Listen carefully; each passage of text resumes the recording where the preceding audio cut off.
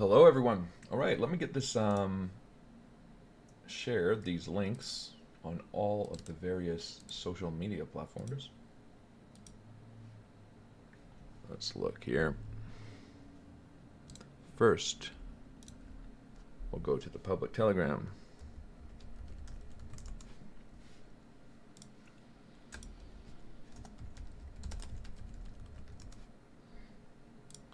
Then we'll go into the Discord. We'll share it there.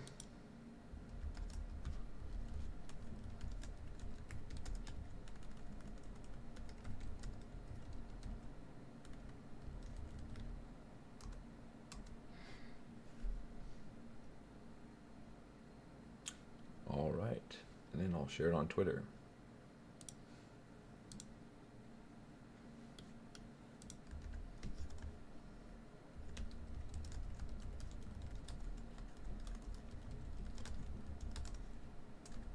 Throw some tags on there. Hope you all are doing well. I'll just make sure I got all my sound, everything, it's on the right screen.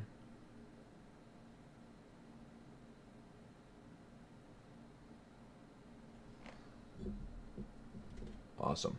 Got everybody rolling in here.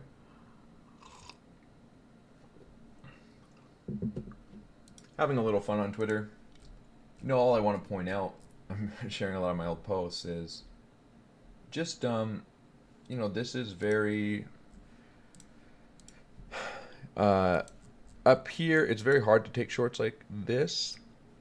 But if you remember, you'll know, essentially, you know, as far as Bitcoin was concerned here I just was waiting for higher, waiting for higher, waiting for higher, waiting for that final tap of this level to run my shorts. I was very patient.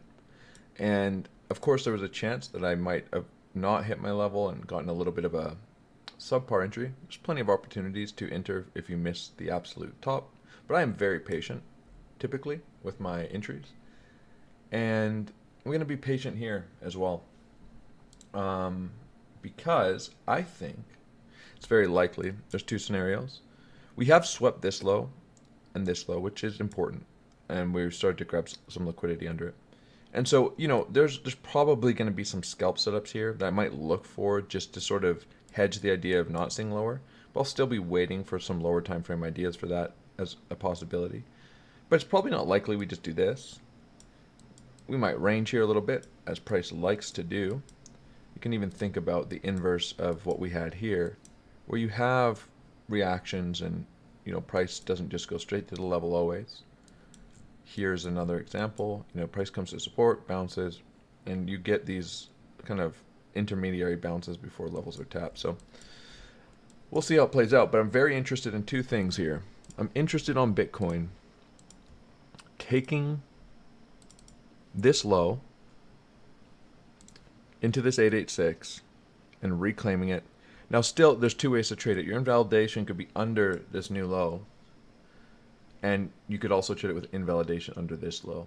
I'm going to do a bit of both. I'm going to have a swing position running with my invalidation under here and a swing position here if I take that trade. Now, there is also a setup where we come into this low of the range and we sweep this low. And if that's the case, I will be trading it the same way. So this would be more coming into the... this would be coming deeper than some of the harmonic patterns I've talked about over the last couple months, which are were my confluence for shorting here and targeting here. I want to see that 886 for the harmonics, but there are some ideas within the Elliott wave idea that would make sense to come down into this region of the chart. So interested in both. Just going to trade reasonably, but of course the primary thing I'm looking at is that I want longs from this range low, and I wanted shorts from the highs. And could this range break down, and could we go to the dreaded, you know, 15K, 12K, 10K? Of course, but I'm just going to cut my position, and I'll just look for lower. I don't need to guess what's going to happen. I can just trade the chart that's in front of me, and that's why I spend time charting. So I have plans, and I can trade them, and I'm not confused, scared, and alone. But you know what's fun? It's really fun. I tweeted some jokes up here about how many shorts I had running, and if we got a rotation down into the range lows, the joke was I was going to retire and become a dancer. Maybe I should, but I definitely when I come to high time frame levels I'm interested in, I will talk a lot about them, and like whether it's the shorts from here, and it's not because I know what's going to happen. I just know the levels themselves are important, and so I want to encourage people that are interested in charting to think about them. It's important to be just on, if you're a trader, to really be on your A game when you're at key levels. So right now let's just mark these lows out. Can even mark out this low too, but it's not as important. Hold on.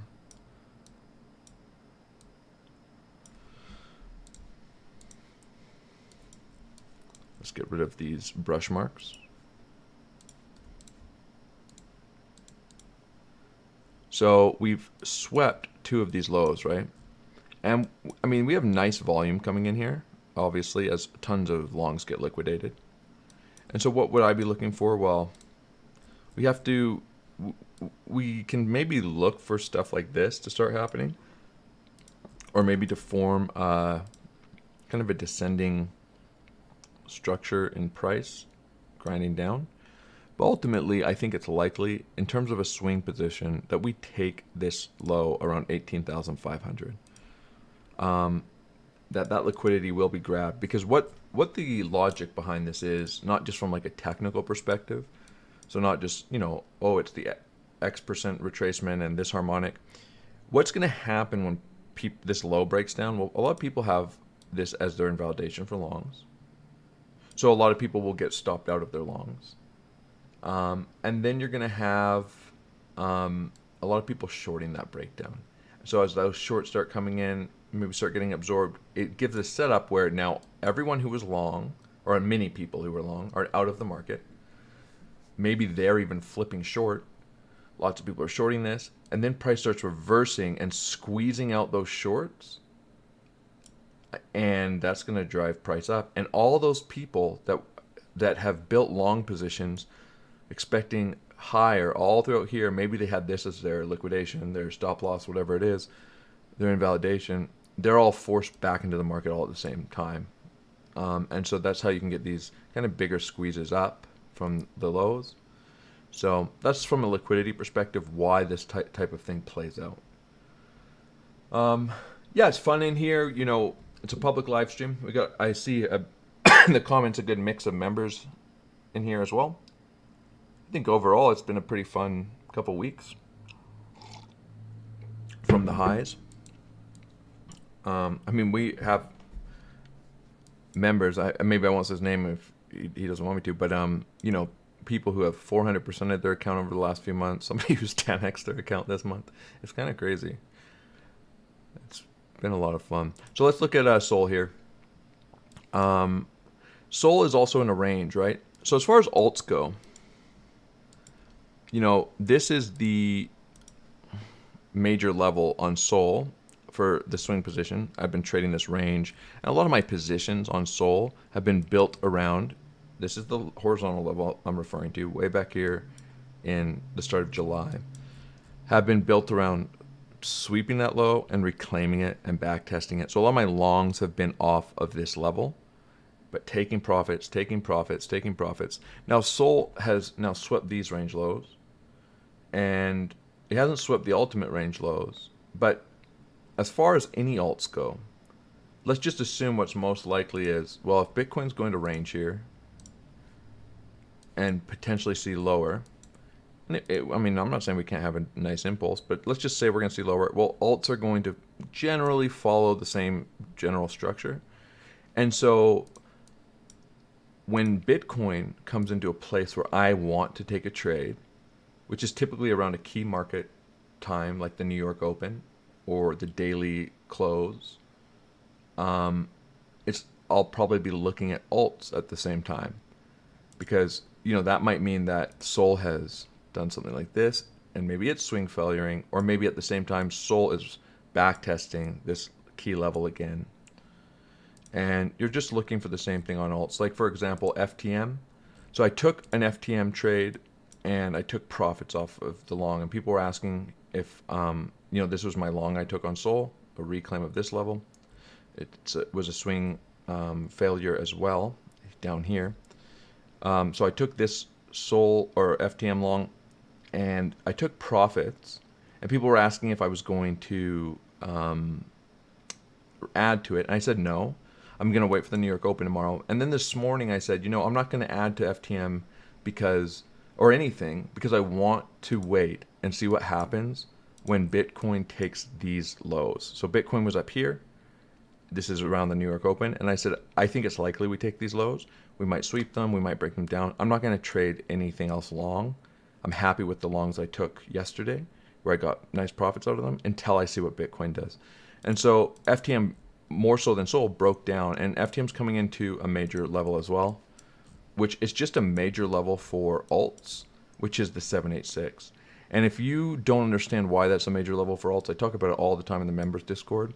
You can go back and you can look. This actually did tap the 786. I should have pulled that a little bit cleaner. Maybe it's a slight front run still, but yeah, it's a slight front run. But if you go back and look at alts and you go back and look at old charts, and the reason I always talk about old ideas is because I'm trading the same style of analysis, the same types of ideas every single day. These are consistent ideas that you can build plans around, and it's not just me guessing where price is going to go. It's a system that I use to trade the market, and alts very much like to retrace to the 786 retracements on high time frames and low time frames. And I won't go over a ton of examples now, but I've gone over hundreds probably of examples in the members Discord over the months, if not thousands. And it's just really important to understand how the market moves and to really pay attention, because if you do that, then when you have those types of opportunities arise on your chart, you will be more confident to trade them. You'll know how to trade them with proper risk management and sizing. And so I did trade the point of control on FTM. That's where I got my longs from. But again, always taking profits reasonably, taking profits last night and deciding not to add to my position on any retracements until I saw what Bitcoin did. And so I want to just make something clear, for even in the members Discord and on Twitter, I get some questions similar.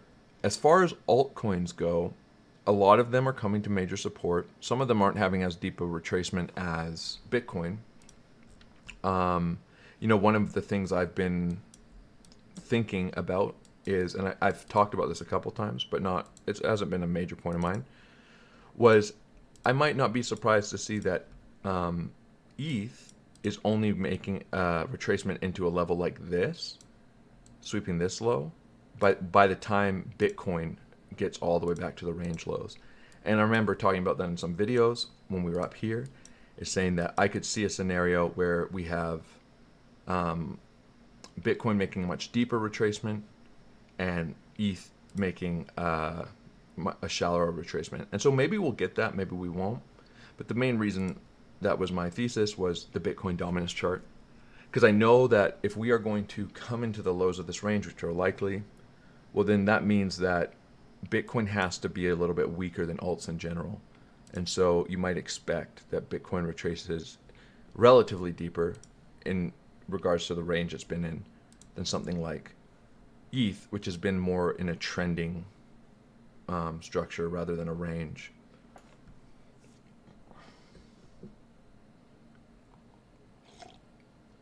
Yeah, someone's asking about the DXY. Certainly worth looking at and paying attention to. There's inverse correlations. Of course, the DXY is coming to a major level as well.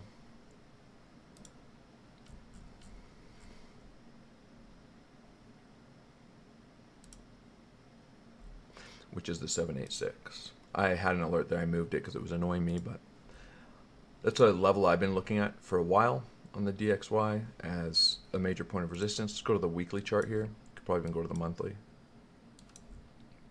I was pulled from this pivot high back in 2001.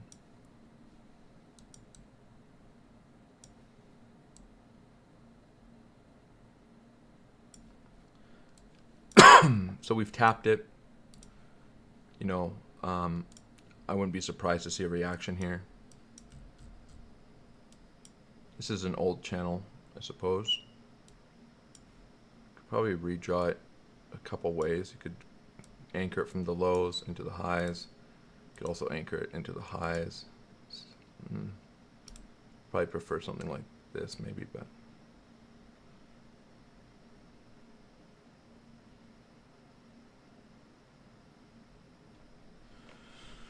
someone's asking if when price reaches a level of interest, do I immediately open a position or do I wait for it to consolidate? There's a few things I look for, and some of that will be an open interest and looking for absorption in the volume delta for a possible reversal. You know, typically price will have an initial reaction no matter what, and whether it has the initial reaction just a retracement into something like a major fib level like this, or it comes back and sweeps the lows. And so, you know, that initial level is sometimes kind of hard to trade. I know some people in our Discord did trade that initial swing failure of that first low, which if you just showed up, these are pulled from back here. Sorry, this is a little messy. I've just pulled from these pivot lows. But I'm looking for high volume to come in at that level, because what that tells me is if I have, like, let's just say, for example, let's go to the 5-minute chart really quick. This is a good example. Let's say I had a theory that there was a lot of liquidity under these range lows. And I thought, you know, I think we're going to sweep these lows and take this liquidity. And price comes down and there's no volume. Well, that tells me I'm wrong. There was no liquidity there. But if I see here with, this is 130 million volume in 5 minutes. So you can see here on the volume, way more volume in this 5-minute candle than all of these, right? So I know there's liquidity here, and that's important because price is driving towards liquidity. So the first thing you're looking for is liquidity, signs of liquidity, and then you're looking for signs of shorts opening aggressively at the lows and being absorbed. So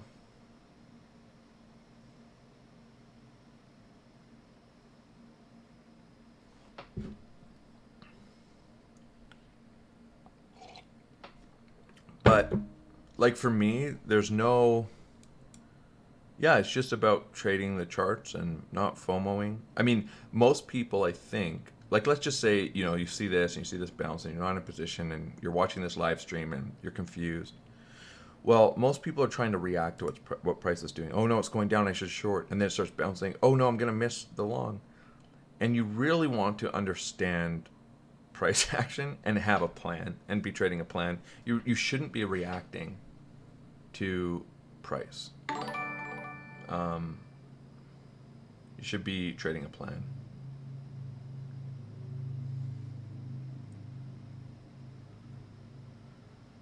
So I'm going to answer some of these questions briefly, which are a question is, do you have a spot position, kind of long term? So people ask me this often, and this is why I'll answer it, is, yeah, but, you know, some version of would you take a spot position here? And what does that mean to the person asking? Well, typically that means that's different than a trade, right? They're saying, well, no, a spot position is just something you hold indefinitely and without a plan. And so for me, whether I took a quote-unquote spot position or a derivatives position, it's no difference. If I put on a $500,000 position here and the invalidation for this level is 5% away and price goes down, well, what's going to happen? Am I going to lose less money? If it's a $100,000 position, am I going to lose? I'm going to lose $5,700 if it's a spot position or if it's a derivatives position. And trading, to me, spot is no different. Every position should have a plan. It should have a plan for an entry, plan for profit taking, and a plan for invalidation. And so am I any safer if I suddenly just put on a $100,000 position here and pull my stop loss, no plan? And does that mean I can just ride it all the way down? If price breaks down, I can just do this? and I'm not going to be losing money. No, I'm going to be losing the exact same amount of money. And so to me, there's no difference between spot and derivatives or whatever it is. Everything should be traded with a plan. You can trade derivatives with a stop loss 99% away if you want. But yeah, I think people think of spot trading as just an excuse to trade without a plan. They just want to be able to buy something and hold it and not think about it. Well, you're welcome to do that. It's typically not smart.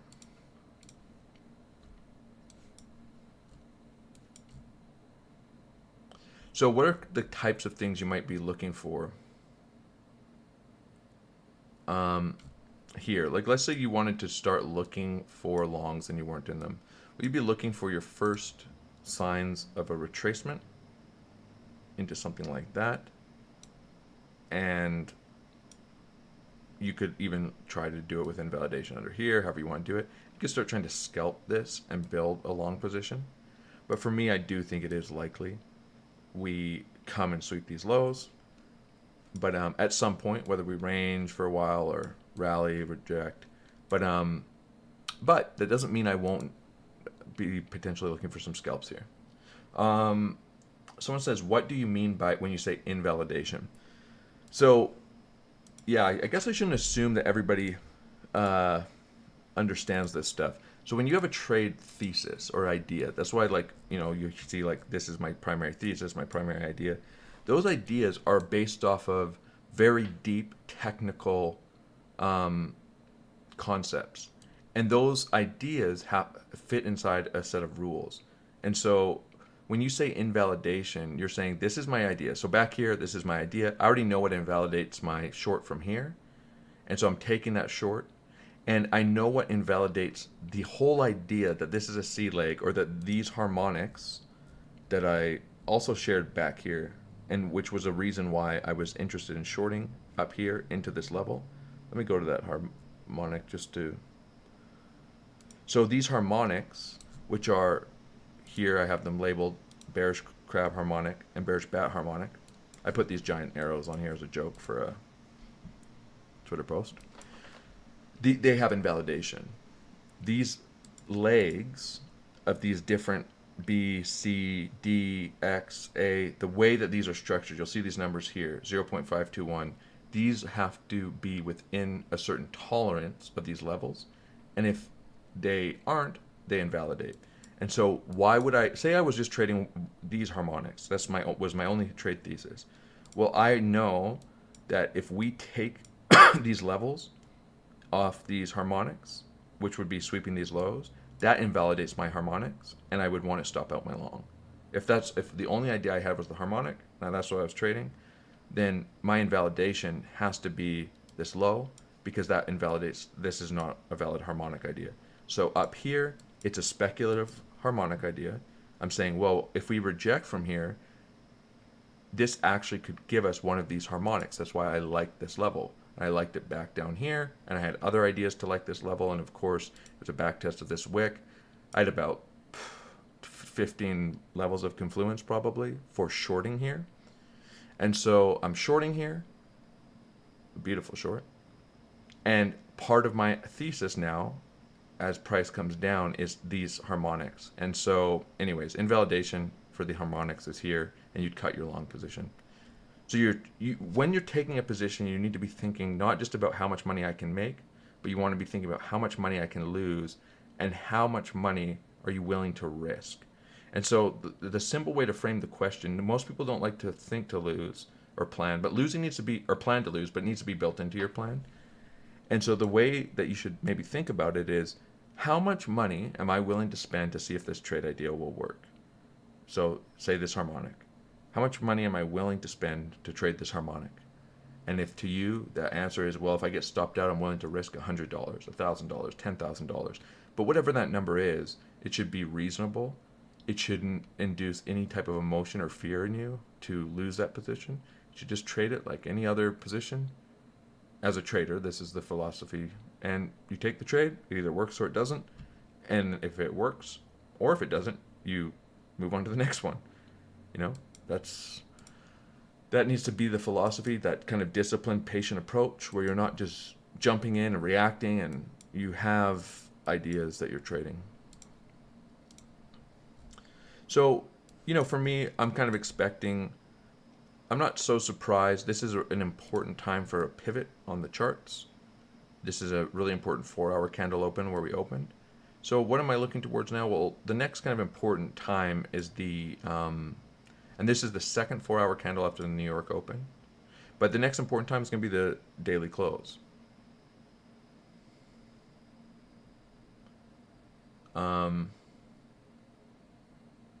So let me just read through some chat messages here.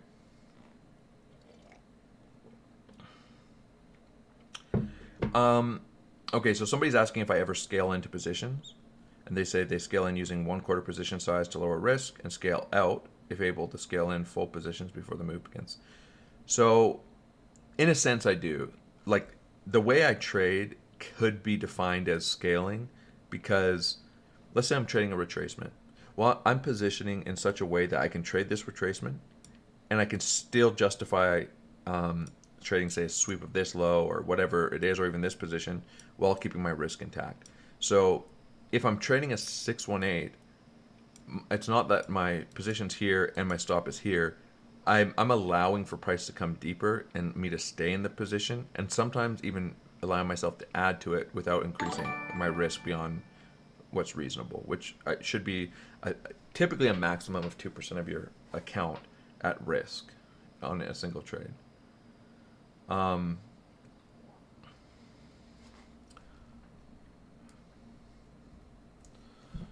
But yeah, I must say, man, we've been having a lot of fun over in the Discord. I mean, I have. It's been a really rewarding experience. And I know some people give me shit emojis when I talk about it. But we have hundreds and hundreds of members, and people are legitimately saying their lives are changing, and that is rewarding for me. Because when I started doing this, it's one thing to share a chart or an idea, but it's another thing, you don't really know if you can transfer some of that experience or knowledge in a meaningful way to people, because that's a different skill, to kind of teach that stuff in a way that people can absorb it quickly and utilize it. And for the fact that we have brand new traders that are now like almost just fully independent, profitable traders in several months is crazy. And that's rewarding, because this is, I've only been doing this maybe a little less than a year, and it's pretty cool.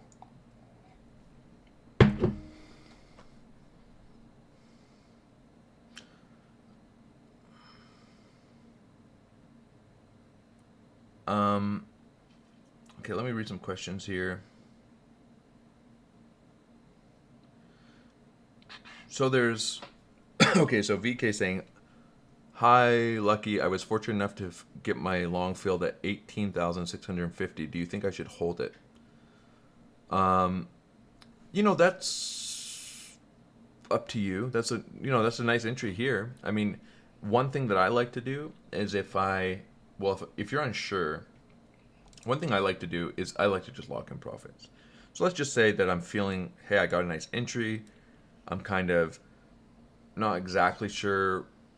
I mean, you should have a plan for your take profit one. And so, you might look to close a certain percentage of your position. Maybe it's 30%, maybe it's 25%, maybe it's 50%. And then what I like to do is just put my stop to entry. So that locks in a winning trade. If price starts coming down, well, I've already locked in a winning trade. If I get stopped out, I can always look for a re-entry. And the idea being that, well, if I'm stopped out, then by definition, I either can get the same entry if I want it, or a better entry lower. And so it just kind of removes some of that stress. You've locked in profits. You're allowing your position to have a chance to play out higher if that's what your plan entails. But you're also just removing all the risk. I don't understand this question. Someone says, can you make a fib with a random level? You have a high and a random low. I don't understand that question, but just the way it's phrased, I want to say no. Is it true? It says, is it true? And the next question, is it true that if Bitcoin closes under 20K will be negative? it's true. I think that a lot of people will look at it that way. You know, I'm always but I don't think so. Because what happens, you know, like let's say a daily close. What does it mean when that minute marker ticks over from today to now 1 minute later the candle's closed, and people read that as, oh, we have closed below this level. And then I think a lot of times market makers will manipulate things like that and get people really bearish and start shorting into support and then get wrecked. So I don't really look at things like that. You know, I'm looking at not kind of arbitrary things like price has closed below this price on some kind of time frame, but I'm looking at things like order flow, where I can see, are shorts opening, are shorts being absorbed, is there a sign of strength coming in here, and that's what I care about. I'm looking for my longs at support, like not at resistance. So, and here we're coming into support. I mean, how many daily candles close below? Like, you can go into this chart. I mean, was it bearish that daily candles were closing down here? You could say maybe, but then price pushed higher. So, I mean, candles close above and below important levels all the time and then reverse.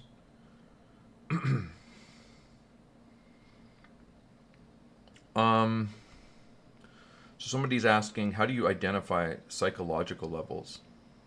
Well, usually round numbers, 20,000, 25,000, things like that, you know, just levels that people put a lot of significance to psychologically. Oh, we broke 20, here we couldn't break 25,000, now we broke 25,000, which is a technical level, 25.2 basically. And so people might long the break of 25,000, but those levels don't mean anything. They're psychologically relevant. They're not technically relevant. But you also have just, it's not really a psychological level, just clear like breakout ideas. So taking these lows, many people will look at it as a clear breakdown. But even holding these lows, people might look at as a sign of strength. You might get early longs opening and then come back and stop everybody out.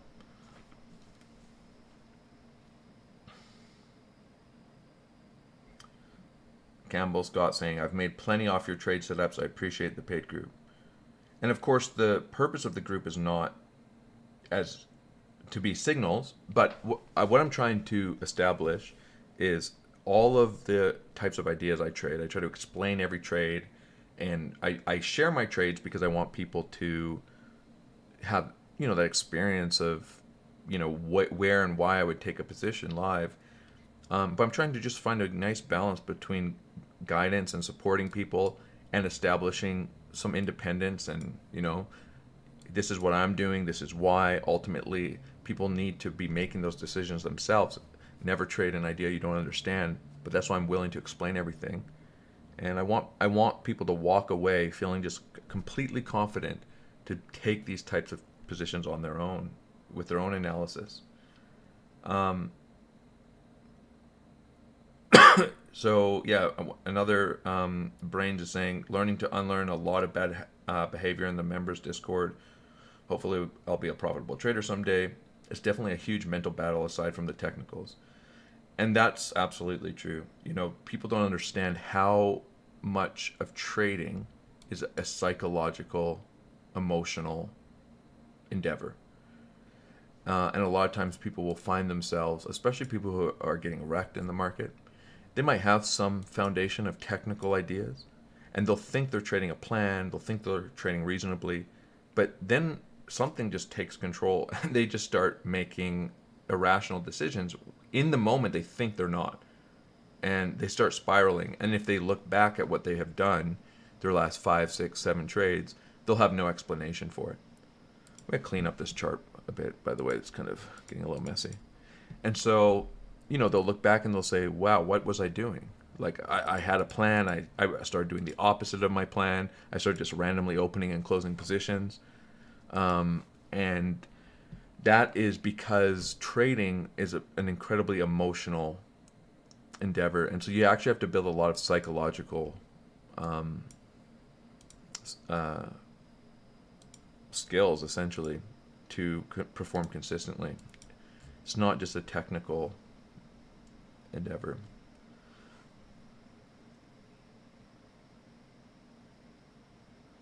All right. I'm just reading some more questions.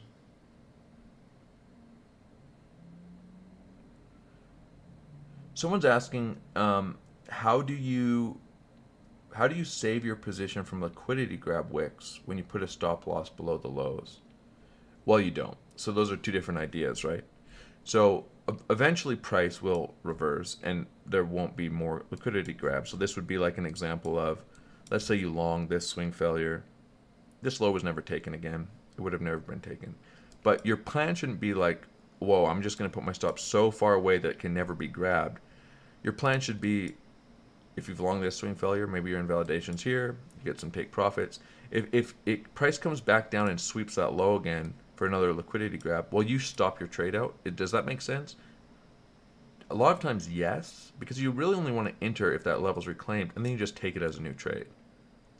So, my relationship with a stop loss is not that I don't ever want my stop loss to get hit. It's that I want it to work for me. I want it to get hit. It's a part of my trading plan. I want it to get hit when it should get hit and where I want to come back and reevaluate that position. And so oftentimes a liquidity grab, like something like this, is, let's just say, you had a long here. Well, where do you put your stop loss? Let's just say you did put it here. And for whatever reason, you didn't take any profits and you came and there was a liquidity grab. Well, that should be okay that you got stopped out because you can just re-enter if you reclaim this level. And so I typically, but the thing is, a lot of times my positions are not getting stopped out that way. Sometimes I do, but because I'm trading the liquidity grab. So like, for example, my short from the highs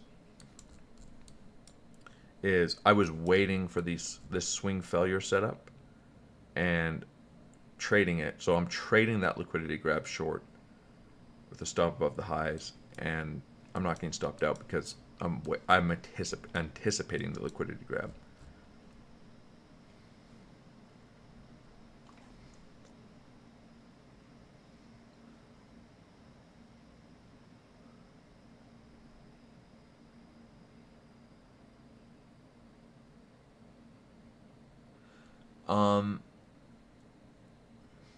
Somebody's asking, what is the best analysis way to learn if I'm new to trading?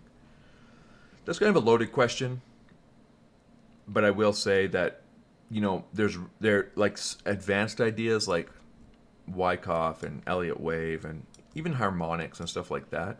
They're a culmination of a lot of other ideas. And so if you want to start with simpler concepts, I'd say the simplest stuff to start on. But I'll caveat all this by saying you shouldn't be starting off learning a couple simple ideas and then just trading with all your money. You should practice, and that's why I encourage people to do paper trading or trading with essentially next to no money when they start, because they're likely to lose money because it's not just technical ideas. But the simplest stuff to learn is like horizontal levels, right? They're easy to identify. Here, horizontal, horizontal. And you're just looking at this horizontal structure. You're marking out key horizontals. And what these will give you, oftentimes, is kind of the bread and butter setups that you can trade, which are tapping the highs or sweeping the highs. And those are swing failures. So if you have this level here, you sweep this high, you come back below it, swing failure short, back into the lows of the range. And you're just looking for these horizontal levels. Of course, here we just blasted through this level, came back below it. Say you swing failure shorted this, you probably would have got stopped out. You put in a new high, you mark it out, you swing failure it, probably get a TP1, swing failure it again, short it, and just marking out your horizontals. Then you can start adding other confluences, right? Where you're looking at your fibs and all of that stuff, like so for support.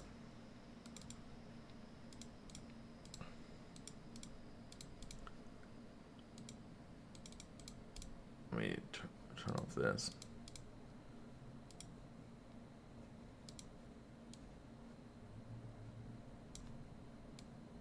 Make sure I'm pulling them from the right place. So here, this just came to the lows of the range. I think this was a golden pocket retracement here. So you have this rally. Now you have this 618 fib retracement. There's a little bit of a consolidation here. So things like that are relatively easy to use. And you just start adding ideas onto ideas. I remember this because I traded this long. And then I really like channels, parallel channels. But the way I use them isn't so simple. So, you know, here I took this long off of this parallel channel idea, which was, it's hard to explain, but it wasn't a formed idea yet. So using these as a trend angle, this is the anchor. And I took a long here. So you're just adding a bunch of different ideas. And then once you've gotten comfortable with all this basic stuff, you can start embarking on learning some of the more complicated technical ideas, which are really powerful. Like Elliott waves are so powerful, but you just have to understand it takes people years and years to become proficient at something like that. Yeah, so someone's saying, thanks for answering. Would you also want to recommend the book Trading in the Zone? Yeah, I recommend it all the time. Trading in the Zone by Mark Douglas, and a lot of the content by Mark Douglas, things you can find on YouTube, are absolute game changers. He's the absolute best when it comes to trading psychology and understanding that aspect in trading. And it's old school. You know, he's no longer alive, but there's probably nothing better. And anything, you know, for the most part, anything I talk about in regards to trading psychology and the emotions in trading, although it might have my own slant on it, a lot of it comes from what I've learned from Mark Douglas. He had just absolutely profound insights into that aspect of trading. So just like there's people who have had profound technical insights into the market.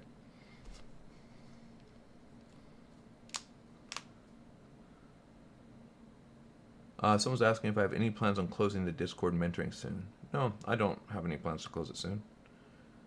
It's been really rewarding, actually. I think if I found that like it wasn't working, like if people weren't, you know, sending me like, hey, we're like new traders, or some of them more experienced, but just like they're on vacation with their trading profits since they joined, they're trading, you know, 4 months profitably. Like these types of things motivate me to keep doing it, because that's really actually not very common in this space. Like no matter what, even the most dedicated people, it typically takes years to get into even a break even or a profitability, or into profitability, but even break even. So that's rewarding for me. But if it was like there was no one that had stories like that, might be like, I'm doing something that, like I'm not able to duplicate any of this. So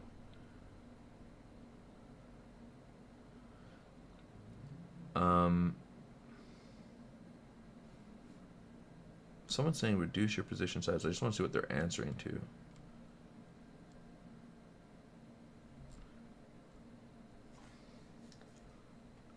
I have my plan. Okay, commonly.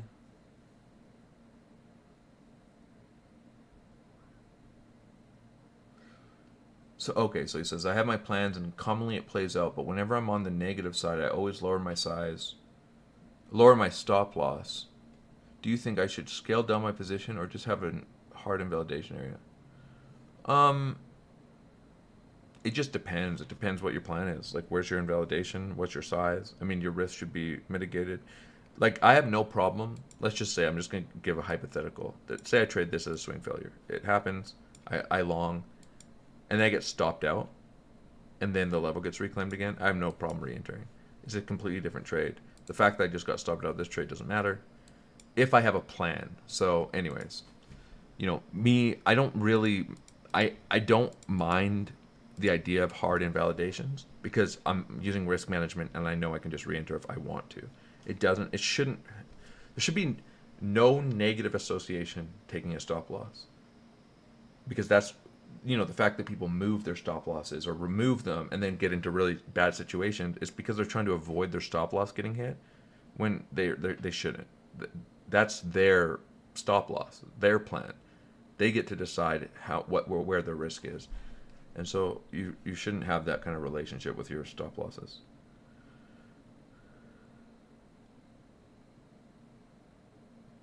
Yeah, so you're saying you are risking too much of your account, and you should trade smaller, but you've been greedier than ever whenever you find a setup. Well, I'll just say one way you can combat that is by understanding the math of excess risk. And even if you're like an 80% win rate trader, if you're taking excess risk, mathematically, you'll lose money over time because you will go on lots of streaks with almost 100% certainty that will blow up your account if you're not maintaining good risk management.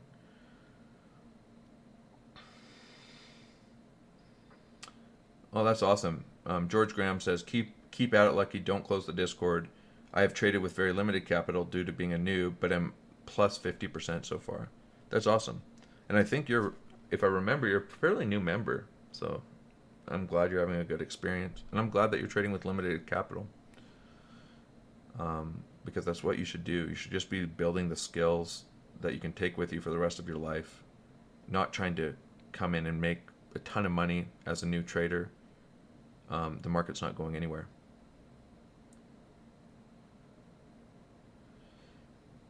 Okay, well, I'm going to answer a really important comment in here, which are, these incoming longs are going to be big, ! Can't miss out. I will say that is a dangerous perspective to have. There's nothing special about these longs. They could easily not work. I will not be trading them any differently than any other position I take. Because, and so you have to imagine, I don't know how many of you guys have won 25 trades in a row or something like that. You have to imagine, for me, that's always something I need to control.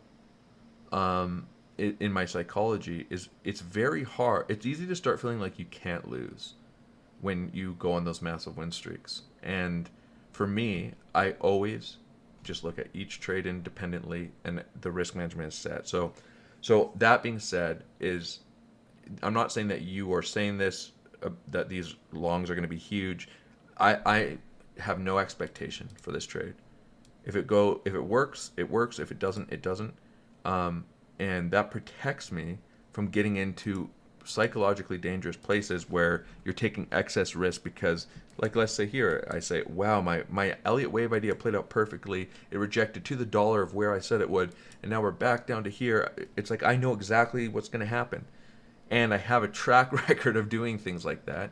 And so psychologically, I could start thinking, why would I even use risk management? Yeah, there's a small chance I'm wrong, but it's exactly what I think is going to happen is happening. So I should go huge on this. And that's when you start getting wrecked. And you just, you shouldn't ever get into that mindset. You don't know what's going to happen. There's nothing I can do to control where price goes from here. It's just a technical idea. So when you're trading very accurately and you have great technical ideas and great risk management, the market's a playground. And having that patience and control is really important. And Mark Douglas talks a lot about that, being a disciplined trader. Someone says, let's say you miss on a setup that you had planned out due to alerts not going off, being asleep, being at work, and unable to trade, etc., etc. Then you start feeling FOMO because you have an idea for a big swing play. Then you start thinking emotionally, how do you overcome that? I just let it go. And that happened to me here in this range. And it was unfortunate because it happened during the World Series of Trading, and like it would have just been a monster trade because for that World Series of Trading account, I was going to just high leverage the entire account, and this was my primary idea. And that idea was this. That idea was way up here to come in to the 786, and I had at the time a different Elliott wave idea here for that. And price came down, and I was sitting here watching price, and I said, you know what? I was watching.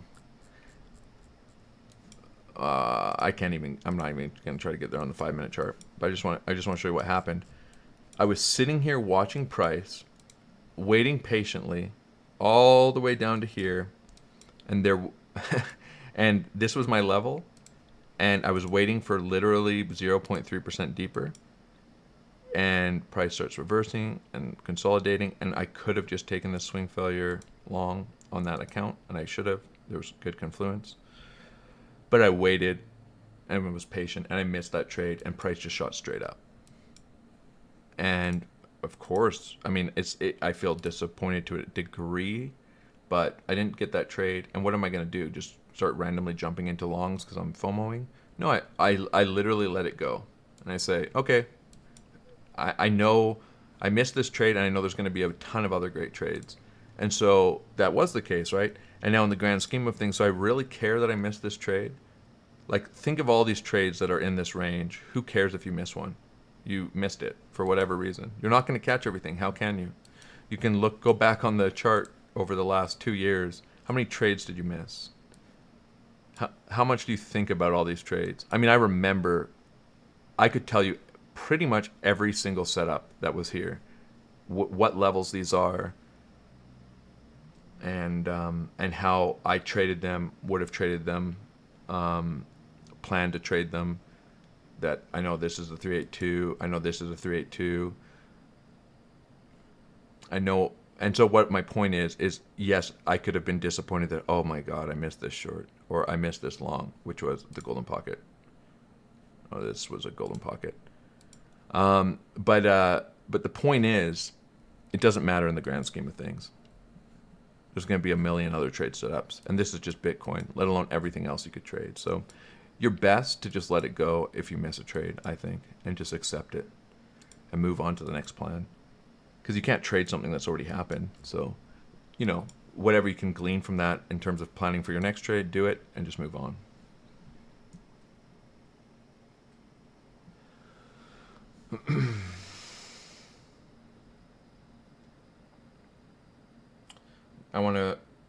Okay, someone's asking, do you get alerts if you buy 1 month for $23? So first off, the $23 is just the educational content. The live market updates are in the higher tier membership, but they are not trade alerts. It'll be a plan, a chart saying, hey, if I get this, I'm interested in longing. As price comes down to that level, I'll usually do updates saying, I'm preparing to take a position. And as price does what I need it to do to meet my criteria, I'll just say I took a long. And typically, or sometimes, I've started doing short videos explaining that setup a little bit more in depth and going through the different ideas that it entails. But it's not long now, stop loss here, target here, because I'm just sharing my ideas. So.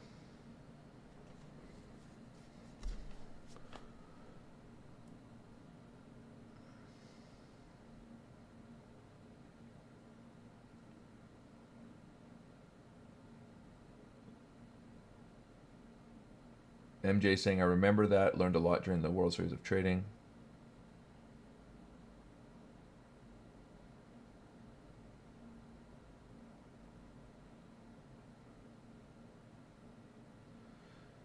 Someone's saying, do I ever do competitions or giveaways, charity case to your members area? Yeah, I've done a lot of membership giveaways. You know, I've done actually different types of ideas for free memberships. And what I'm doing now is, I mean, right now, I would like to just see, you know, people who demonstrate just a passion for TA, and I've done this already privately, in the members group, or not members group, the public group. I've just given them a free membership. Just seeing people, because you'd be surprised. So, in the early days, I gave away 100 free memberships. And the people that gave away free memberships to, not a single one of them stuck around. Not a single one of them almost ever engaged. And I don't think it's necessarily, I don't know. I don't know what it is. I just kind of feel like if people feel like they have to work for something, and I don't know what it is. So anyways, right now I have made an announcement that, you know, if you're interested in a membership and can't afford one, I'll give a free membership to people who demonstrate they just have a passion for the charts. We have the public Discord, and, you know, that's what I'm doing now. So, and I think I said I'll give away 2 a month or something like that. I'll probably do some more giveaways.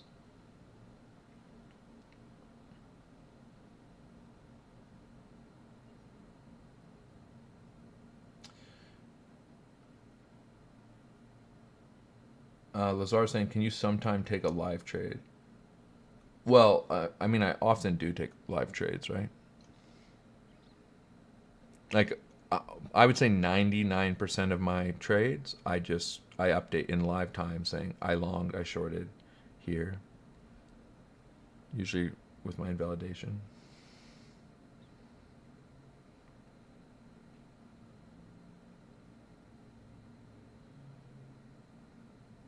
Yeah, someone's asking, do you ever consider giving memberships away to members that are already paying? Definitely.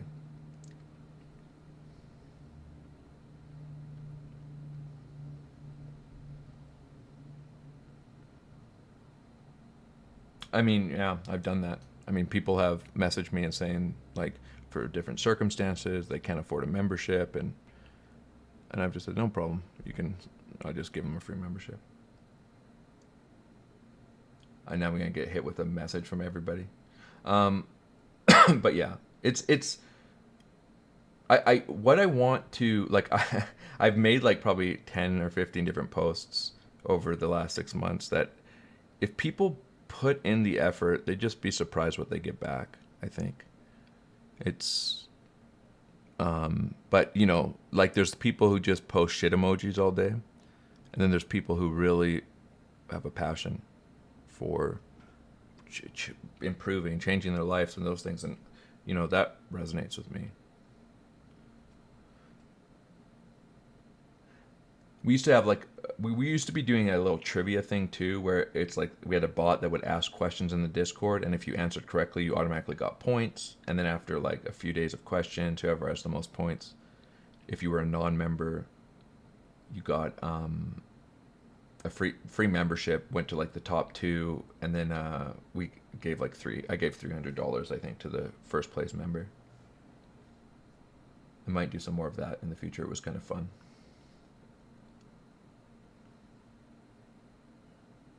Yeah, there's scammers in the Discord. Someone's pointing out. That's true. So, anyways, for me, it's just again, I'm just very interested in longs here. I have plans here as we come into the daily open, which is soon, about 2 hours away. I'm gonna plan on looking for some positions maybe when my criteria are met, and you know, I'll probably update those positions. But you just like for me, a big plan. So what I want people to get in the habit of is not just waiting for quote unquote signals. Is well, you have the level marked out, you have an alert. You're looking for price to sweep this low, and not just backtest as resistance because you don't want to enter then, but reclaim that level, and that's an entry trigger. And you could bet your bottom dollar that if that happens, I'm going to be in a long position because I've already told everybody what I'm doing.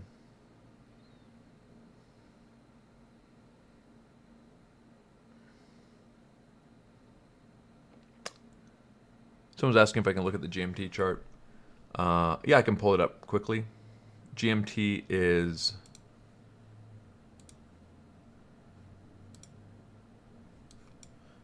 here. I was looking. It's coming into the 886 retracement, sweeping its lows. I was considering longing it. I think there's a point of control here too. Actually, I feel is the point of control higher in this range? No, it's right on the 886. So you have this range point of control on this 886 on GMT, and so you could potentially have something like the 886 into that old range point of control. There's some confluence there, and maybe a safer way to look to trade it would be the swing failure reclaim of this level. But you might also, like as price action develops, you might also just get like a local consolidation and swing failure, and you might be able to enter off something like that. But you have to, that price action has to develop.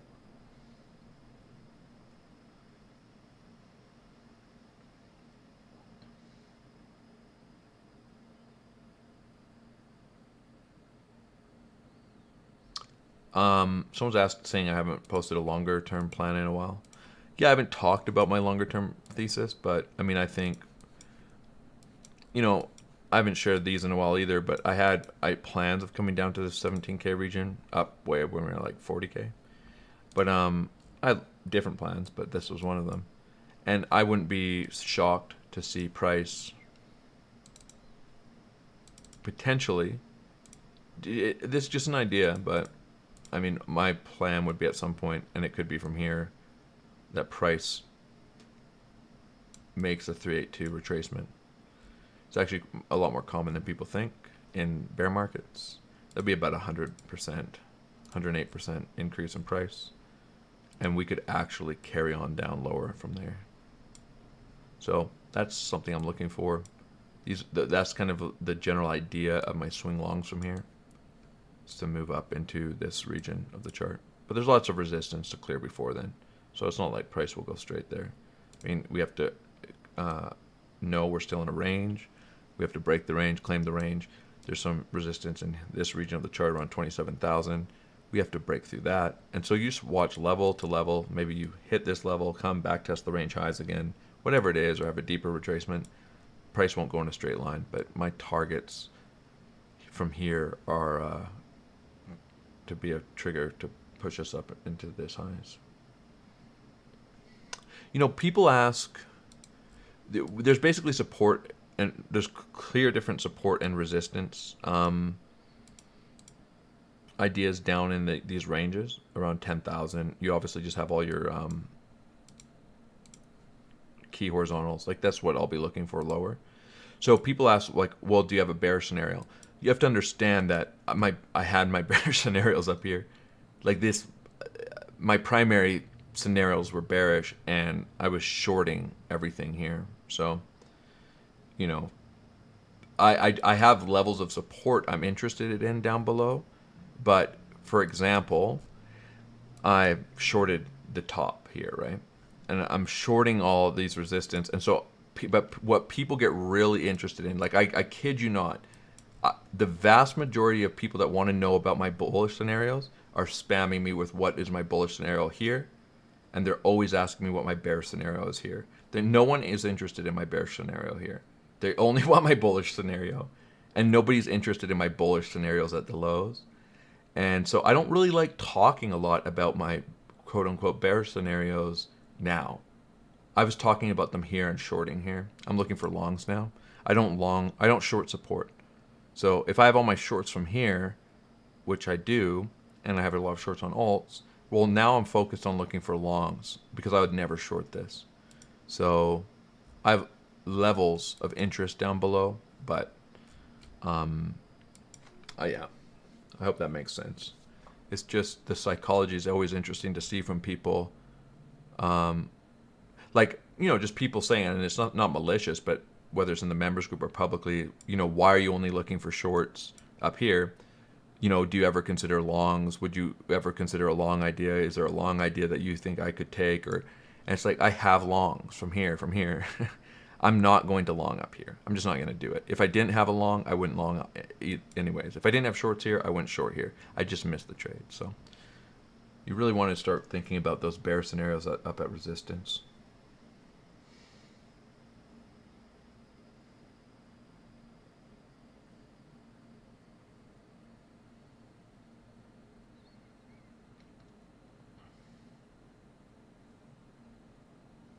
But I will say this, if we lose these lows, we really have, like, in terms of structure, there's not a lot of structure here. So there's like this level at 16,000.2, where we've bounced off of this little horizontal level, which coincided with the 786 retracement from the coronavirus low. There's not a lot of structure. So if we start breaking this down, well, it's a little more likely that we just retrace the rest of this section of the chart because there isn't a lot of great structure there. So I'd just be patient. I'd wait for some support to come in, and then I'd start trading locally. Looking for swing positions off of local structure.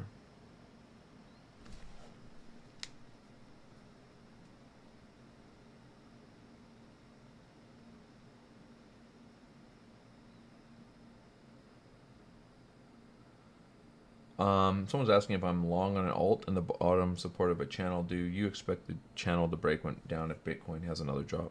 Typically, yeah. If Bitcoin has a significant move down, most alts will follow it. So that's always something to think about, which is why I didn't trade FTM on these retracements here, because of how this range played out with Bitcoin and it hadn't swept the lows yet. I was kind of happy just to let Bitcoin finally sweep these lows or take these lows and see what happens. And obviously there wasn't even anything near a sign of strength or swing failure. We just ripped right through the level. But, you know, Sol's an example of, well, this was the same time period and it hasn't broken down its range yet. So just because Bitcoin broke down its range and FTM doesn't mean necessarily that Sol has to retrace as deeply.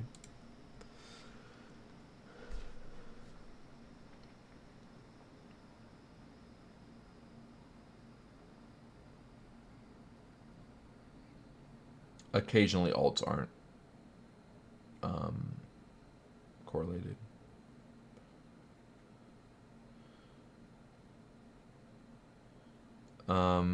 Someone's asking me about the ETH pre-merge, post-merge. I mean, I'm sure lots of people will trade it and trade it wrong, because typically what people are doing is, no matter what, they're looking for an excuse, subconsciously and emotionally, to long resistance or short support. And so if price is at resistance, they're going to want to long it, and they might use the ETH merge to do it and find some narrative for that. If it's at support, they're going to find a reason to short support or sell support because they of the ETH merge. I don't really base trades off things like that. But yeah, you know, I might wrap things up here, because I'll be probably trading for a couple hours during the daily close, and I want to have some more coffee and chill, and I'll be giving updates. I'll give some updates on Bitcoin too in the public Discord for you guys. But the problem is, you know, I have more opportunities. Like people on this live stream, obviously, I've gone to go through some of my thoughts and ideas. I'm so much more comfortable talking to the members Discord, because I'm going these are people who are putting the time and effort to go through all the things that they need to understand, and they're not just trying to trade signals without any concepts of risk management, trading, and all these different things. You're talking to people who have built a foundation, and it's complete. There's a completely different context to that. So I don't know. It's like somebody on Twitter said today, and I wasn't trying to be rude, but I said, you know, I'm always trading with risk management, and they said, well, how much leverage is that? And that is literally a meaningless question. Like, it doesn't mean anything. But those are the types of questions you get all the time, and you think, well, here's a person who is clearly trading, and they're trying to figure out how much leverage they should use on a position, not understanding that isn't even a question that you should be asking, because it doesn't mean anything, because you're basing your risk off your position size, not your leverage. And so, and you just think, man, these are people that are trading, and they're out here trying to make decisions in the market, and they don't have even the absolute basics. And that probably is the majority of people trading in crypto. So it's kind of a double-edged sword there. All right, thanks, guys. Yeah, I enjoyed everybody. I enjoyed the stream. I enjoyed all the questions. I think it was really good, just to chat and go through this stuff. So